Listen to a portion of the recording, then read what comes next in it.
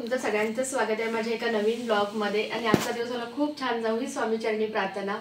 आणि आज म्हटलं चला फ्रेश ब्लॉग बनवूया आणि आज व्हॅलेंटाईन डे पण आहे, तर म्हटलं हो ना, चला ना ब्लॉग बनवूया। तर नेहमी नाहीच म्हणत असतात, पण मी म्हटलं चला ना आज आपण एक सुरुवात करूया ब्लॉगमध्ये। तर या असं मी बोलले त्यांना। आणि मेन म्हणजे हा ब्लॉग ना त्यांनी आज असं छान आपल्याला असं काही मोठं सरप्राईज पाहिजे किंवा मोठे काहीतरी गिफ्ट मिळायला पाहिजे असं काही नाही, तर छोटंसं असं खाण्यासाठी वगैरे मी तो एक क्लिप तुम्हाला ऍड करेनच त्याच्यामध्ये की ऑफिसवरून येताना त्यांनी न सांगता ह्या गोष्टी आणल्या। आणि असं वाटतं की न सांगता जेव्हा एखादी गोष्ट देते ना ती छोटी असली तरी भरपूर आनंद देऊन जाते। तसंच मला पण अनुभव त्यामुळे वाटलं आज हा व्हॅलेंटाईन डे आहे असं वाटलं। म्हणजे पूर्वी एकदम बाहेरच जेवायला गेलं पाहिजे किंवा काय असं काय न करता मी घरातल्या घरातच म्हटलं आपण हे करूया आणि मस्त वाटलं। आणि अजून एक व्हिडिओमध्ये सरप्राईज आहे, तर ती नक्की व्हिडिओ बघा शेवटपर्यंत। काय वाह हो हो हो, थँक्यू सो मच। वा वडापाव, फूल, गुलाबचं फूल एक आलेलं आहे आणि अजून थर्ड सरप्राईज। वा वा वा, काजू कतरी। वा वा वा, छान छान आमचा असा दिवस। आम्ही म्हणजे ऑफिसवरून येताना आणले फोटो। सेलिब्रेशन म्हणजे एकदमच बाहेर गेलं पाहिजे, जेवलं पाहिजे, पुन्हा रात्री उशिरा घरी येणं वगैरे असं न करताना आम्ही साधं घरच्या घरी केलं आणि एवढा आनंद दिला ना, म्हणजे तो आनंद आपल्याच ह्याच्यावरती डिपेंड असतो की आपण कशातून आपल्याला जास्त आनंद मिळतो ते। तसंच हे आमचं पण आजच्या दिवशी गंमत तुमच्यावर शेअर करते। म्हणजे मला फार, मी त्यांना नेहमी म्हणते की तर बघू आपण, त्यांना आवाज एकदम छान आहे त्यांचा, मस्त नेहमी घरात गुणगुणत असतात आणि मी त्यांना मला फार आवडतं। म्हणून आम्ही ना नेहमी जेव्हा व्हिडिओ सारेगमपा वगैरे लागतं ना आणि आम्ही नेहमी दोघं बोलतो त्यांना की एकदा तरी सिंगिंग करा ना, ओ जा आपण पण पार्टिसिपेट होणार। त्यांना मी कुठे एवढा प्रोफेसर असा एवढा काही हे नाहीये, म्हटलं असं कोण म्हणतंय तुम्ही नाही आहेत, पण तुमचा आवाज आम्हाला तर आनंद देऊन जातो जेव्हा ते गातात तेव्हा, आणि मस्त वाटतं। तर ओ एकदा फक्त एकदा म्हणा फक्त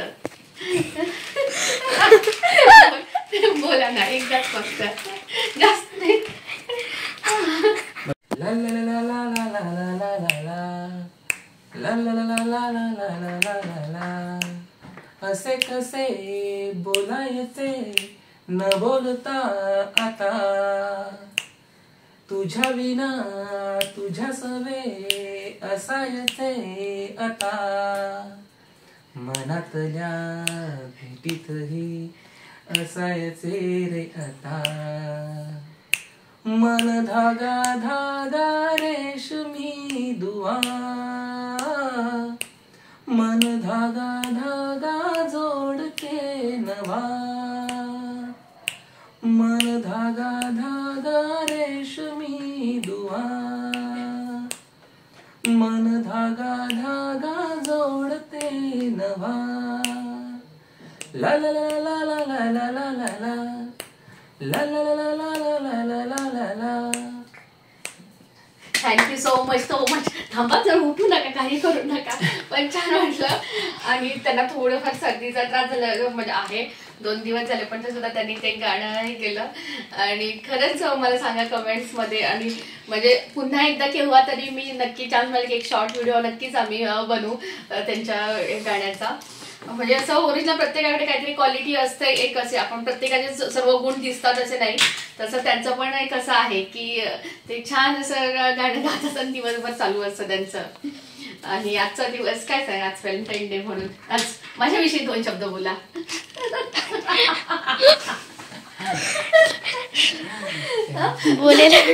बोलायला टाइम लागतोय।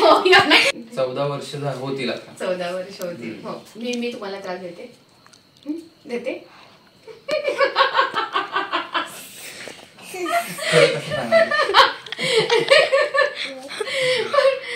काय असं, म्हणजे तुम्ही समजून जा या प्रश्नाच्या उत्तरा, म्हणजे त्यांच्या एक्सप्रेशन मध्ये आले ना त्याच्यात समजून जा की काय उत्तर असेल त्यांचं ते। पण एकंदरीत मी अशी व्यक्ती म्हणून तुम्हाला कशी वाटते, म्हणजे किंवा व्यक्ती म्हणण्यापेक्षा व्यक्ती जाऊ दे व्यक्ती नको, टकली बाय. तुमची लाईफ पार्टनर म्हणून मग त्या निमित्ताने मला पण कळेल तुमच्या निमित्ताने. लाईफ पार्टनर म्हणून चांगली आहेस. म्हणजे जशी हवी तशीच अगदी. बाकी काय?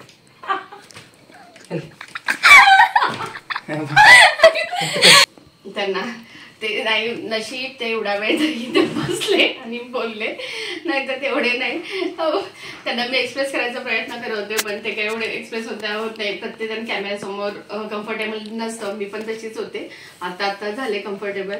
आणि अच्छा म्हणजे तुम्हाला त्या व्हिडिओमध्ये दाखवलं त्याप्रमाणे त्या ऑफिसवरून येतानाच त्यांनी वडापाव सर्वात आपली साधी एक एक्सपेक्टेशन असते की बाबा संध्याकाळी कधी कधी येताना न सांगता काहीतरी घेऊन यावं, तर ते होताच न सांगता वडापाव फुल रोज, मेन म्हणजे रोज कितीतरी वर्षातून एकदाच आणतात बहुतेक ते, आणि तो न सांगता आणला आणि गोड काहीतरी स्वीट डिश म्हणून पण घेऊन आले येताना.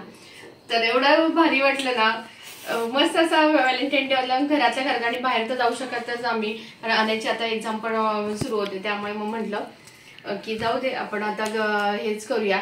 आणि जर तुमच्याकडे कोणाकडे सावीच्या केसांसाठी काय असेल तर मला प्लीज सांगा, कारण तिची केसांचा टेक्स्चर काही केल्यावर हे नाही होत आहे. केस मी जेवढी बांधते ना, आता पोनी बांधून ठेवतो तर पोनीचा शेप घेतलाय बघा. काय जर तुमच्याकडे काय असेल काही पर्याय तर मला सांगा. मी तिचं 3-4दा जवळपास केसांचं हेअर म्हणजे डायरेक्ट टकलूच केलंय तिचं, आणि तरी सुद्धा ते केस अशी होत नाहीये. ऑइल तेवढा पुढं खोबरे कोकोनटच तेल लावते तिला सध्या. आणि आता किचन मध्ये जाते आणि चॅनलला सबस्क्राईब करायला विसरू नका. Bye bye.